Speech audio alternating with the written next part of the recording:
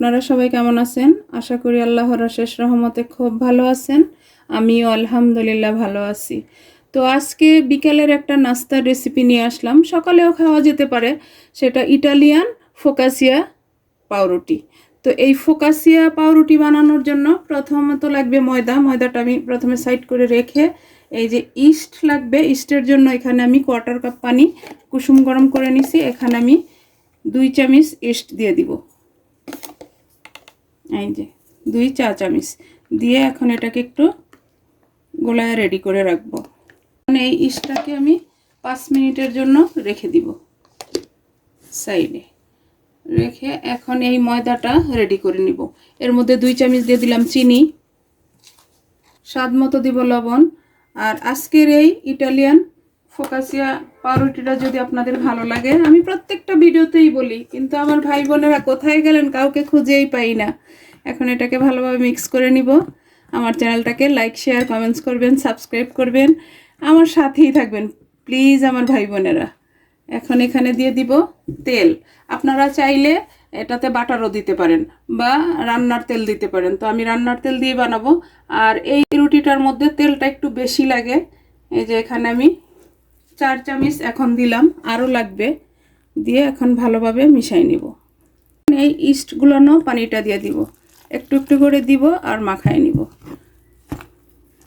আমার ফোকাসিয়া ব্রেডের ময়দাটা গোলা হয়ে গেল।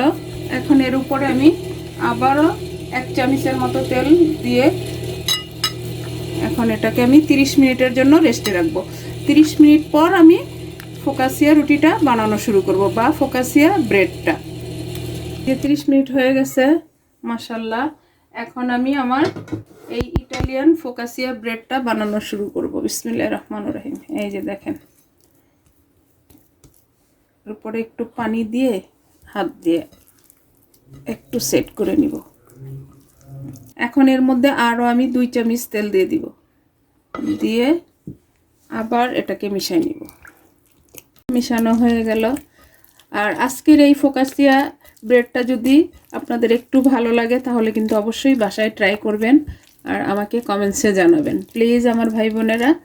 আর যারা ফেসবুক পেজ থেকে দেখতেছেন তারা আমার পেজটাকে লাইক শেয়ার কমেন্টস করে দিবেন।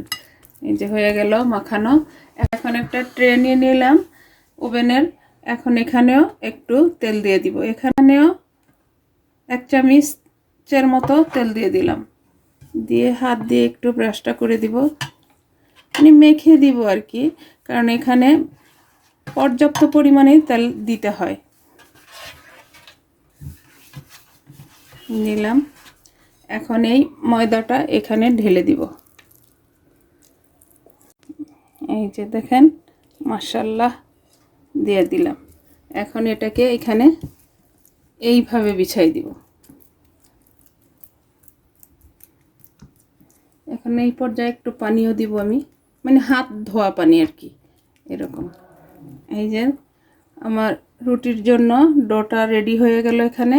এখন এটার মধ্যে আমি কিছু সবজি দিব। সবজির মধ্যে প্রথমে দিব আমি এই যে ধনেপাতা দিলাম। আর এখন দিব আমি চেরি টমেটো। এই যে আস্তে আস্তেই দিব আমি চেরি টমেটোগুলা।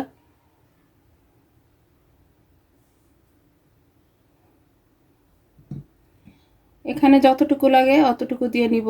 এর জন্য এটার কোনো মেজারমেন্ট আমি আর বললাম না, এটা ফুলের শেপ করে দিলাম আর কি। এই যে আর এখানে একটা কালো অলিভ দিয়ে দিব। এই আর ওরা ইয়ারা ইটালিয়ান বা এখানেও যখনই খাই ওরা কিন্তু কাঁচামরিচ দেয় না, কিন্তু আমরা তো বাঙালি, একটু কাঁচামরিচ দিয়ে দিলাম। এই যে একটা কাঁচামরিচ এভাবে 2 ভাগ করে নিছি আমি। আর এখন এখানে অলিভ দিয়ে একটা ফ্লাওয়ার শেপ বানাই দিব বা ফুল বানিয়ে দিব। একেবারে সহজ এই রেসিপিটা, হাতের কাছে উপকরণ দিয়েই হয়ে যায়, কিন্তু দেখতেও সুন্দর, খেতেও মাশাআল্লাহ অনেক টেস্টি হয়। তো প্লিজ আমার ভাই বোনেরা একবার হলো বাসায় ট্রাই করে দেখতে পারেন। আশা করি নিরাশ হবেন না, ভালোই লাগবে। এই যে দেখেন এখানে দিয়ে দিলাম আর একটা ফুল বানিয়ে। এখন আমি কিছু ক্যাপসিকাম কেটে রাখছি, সেটা দিয়ে আরেকটা এখানে ডিজাইন করে দিব। এই যেরকম ছোট সাইজের একটা পেঁয়াজকে আমি কেটে 3 টুকরো করে নিছি, এটা এখানে দিয়ে দিব। এটা একটা ফ্লাওয়ার হয়ে গেল না? এই যে দেখেন, মাশাআল্লাহ মাশাআল্লাহ, দেখতে যেমন সুন্দর, খেতেও কিন্তু অনেক টেস্টি হয়, অনেক। এই যে এটা আমরা বিকেলের নাস্তায়, সকালের নাস্তায়, যে কোনো সময় বা বাচ্চাদের টিফিনে রাখতে পারি। এই যে এখন আমি আবার একটু হাত দিয়ে এইরকম করে দিব। এই যে দেখেন, মাশাআল্লাহ, আমার আজকের ইটালিয়ান ফোকাসিয়া ব্রেড রেডি হয়ে গেল। এখন আমি ওভেনে ঢুকাই দিব এটাকে। ওভেনটাকে আমি 180 ডিগ্রিতে 10 মিনিট প্রিহিট করে নিছি। এখন আবার 180 ডিগ্রিতে 30 মিনিটের জন্য এটা বেক হওয়ার জন্য দিয়ে দিলাম। এই যে আমরা এখন 30 মিনিট অপেক্ষা করব। 30 মিনিট পর আমরা দেখব ইটালিয়ান ফোকাসিয়া ব্রেডটা কেমন হয়েছে। যে আমার 30 মিনিট বেক করা হয়ে গেল। এখন আমি আমার ফোকাসিয়া ব্রেডটা বের করে নিব। এই যে দেখেন, মাশাআল্লাহ মাশাআল্লাহ, ইটালিয়ান ফোকাসিয়া ব্রেডটা আমার বানানো হয়ে গেল। এখন আমি এটা একটু সাইডে রেখে একটা বোর্ড নিয়ে নিতেছি। বোর্ডের মধ্যে আমি নামাই নিব এটাকে।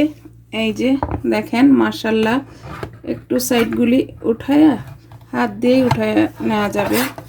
দেখেন, মাশাআল্লাহ মাশাআল্লাহ, দেখেন এই ফোকাসিয়া ব্রেডটা দেখতে যেমন লোভনীয়, খেতেও তেমনি টেস্টি হয়, কারণ এখানে সব কিছু দেয়া আছে।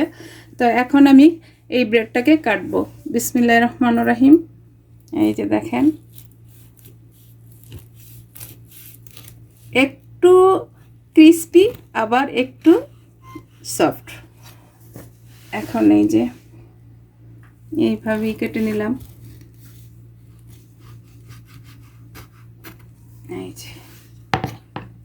এই যে দেখেন, মাশাআল্লাহ মাশাআল্লাহ, দেখেন মাশাআল্লাহ। তো আজকের এই ফোকাসিয়া ব্রেডটা কার কার পছন্দ হয় অবশ্যই আমাকে কমেন্টসে জানাবেন। মাশাআল্লাহ, দেখতে যেমন সুন্দর, খেতেও তেমনি নিশ্চয়ই টেস্টি হবে। এখানে সব কিছু দেওয়া আছে। আর এই যে উপরটা কিন্তু একটু ক্রিস্পি ভাব আছে, আর ভিতরটা একেবারে সফট। তো যাই হোক, আজকে আমার এই ইটালিয়ান ফোকাসিয়া ব্রেড বানানো শেষ হয়ে গেল। আমি আপনাদের কাছ থেকে বিদায় নিব। আবার নতুন কোনো রেসিপি নিয়ে আসব। আল্লাহ হাফেজ।